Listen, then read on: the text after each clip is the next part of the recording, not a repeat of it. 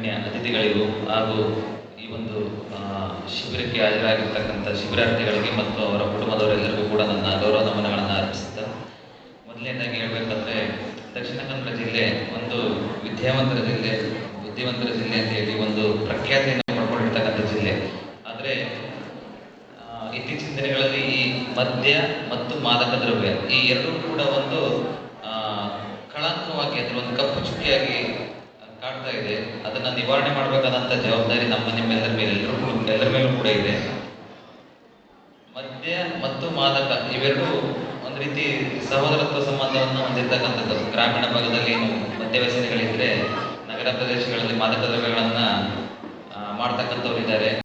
ಈ ಎರಡೂ ಒಂದು ಮಾದಕ ದ್ರವ್ಯಗಳನ್ನ ಮತ್ತು ಮದ್ಯ ವ್ಯಸನಿಗಳಿಂದ ಆಗ್ತಕ್ಕಂಥ ತೊಂದರೆಯನ್ನ ನೇರವಾಗಿ ನಾವು ನೋಡ್ತೀವಿ, ಬಹಳ ಹತ್ತಿರದಿಂದ ನೋಡ್ತೀವಿ.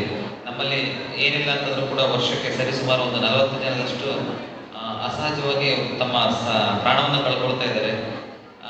ಪ್ರತಿಶತ ಅರ್ಧದಷ್ಟು ಅಂದ್ರೆ ಸುಮಾರು ಅರ್ಧದಷ್ಟು ಭಾಗದಲ್ಲಿ ಮದ್ಯವ್ಯಸನಿಗಳೇ ಆಗಿರ್ತಾರೆ.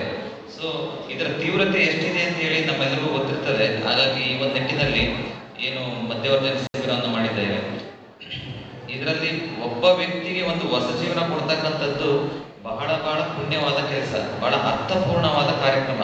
ಅಂಥದ್ರಲ್ಲಿ ಸುಮಾರು 71 ಜನರ ಅಂದ್ರೆ ಸುಮಾರು 71 ಕುಟುಂಬಗಳಿಗೆ ಒಂದು ಹೊಸ ಜೀವನ ಕಲ್ಪಿಸ್ತಾ ಇದ್ದಾರೆ ಅಂದ್ರೆ ಇದು ಬಹಳ ಅರ್ಥಪೂರ್ಣವಾದ ಕಾರ್ಯಕ್ರಮ. ಈ ಒಂದು ಕಾರ್ಯಕ್ರಮವನ್ನ ಆಯೋಜನೆ ಮಾಡಂತ ಎಲ್ಲ ಆಯೋಜಕರಿಗೂ ಕೂಡ ದೇವರು ಶ್ರೀ ಮಹಾಲಿಂಗೇಶ್ವರ ದೇವ ಸ್ವಾಮಿಯವರು ಒಳ್ಳೆ ಆರೋಗ್ಯವನ್ನು ಕೊಟ್ಟು ಕಾಪಾಡಲಿ ಅಂತ ಹೇಳ್ತಾ, ಇನ್ನ ಈ ತರ ಹೆಚ್ಚಿನ ಶಿಬಿರಗಳನ್ನ ಮಾಡ್ತಕ್ಕಂಥ ಶಕ್ತಿಯನ್ನ, ಉತ್ಸಾಹವನ್ನು ಅವರು ಕೊಡ್ಲಿ ಅಂತ ಹೇಳಿ ಭಗವಂತನಲ್ಲಿ ನಾನು ಪ್ರಾರ್ಥಿಸ್ತಾ ನನ್ನ ಮಾತನ್ನ ಮುಗಿಸ್ತೇನೆ. Thank you.